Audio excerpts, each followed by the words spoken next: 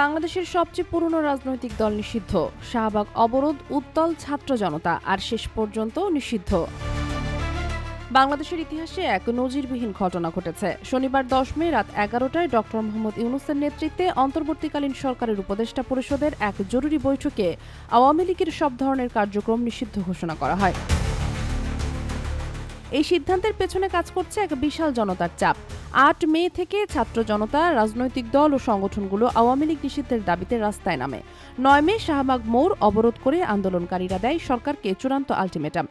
এরপরই সরকারের তরফে আসিফ নজরুল জানান, উপদেষ্টা পরিষদের বৈঠকে আন্তর্জাতিক অপরাধ ট্রাইব্যুনালে বাংলাদেশের আওয়ামী লীগ ও তার নেতাদের বিচার কার্য সম্পন্ন না হওয়া পর্যন্ত দেশের নিরাপত্তা ও সার্বভৌমত্ব রক্ষা, জুলাই আন্দোলনের নেতাকর্মীদের নিরাপত্তা এবং আন্তর্জাতিক অপরাধ ট্রাইব্যুনালের বাদী ও সাক্ষীদের সুরক্ষার জন্য সন্ত্রাস বিরোধী আইনের অধীনে সাইবার স্পেস সহ আওয়ামী লীগের যাবতীয় কার্যক্রম নিষিদ্ধ করার সিদ্ধান্ত গ্রহণ করা হয়েছে।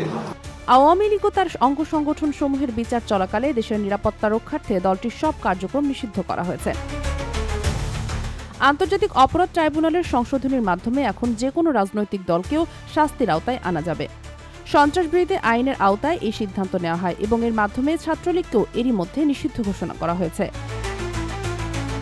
সরকার, জাতিসংঘের রিপোর্ট ও জনসাধারণের দাবির ভিত্তিতে এই সিদ্ধান্ত পৌঁছেছে বলে জানানো হয়। Sheikh Masuma, Daily Hour, Bangladesh.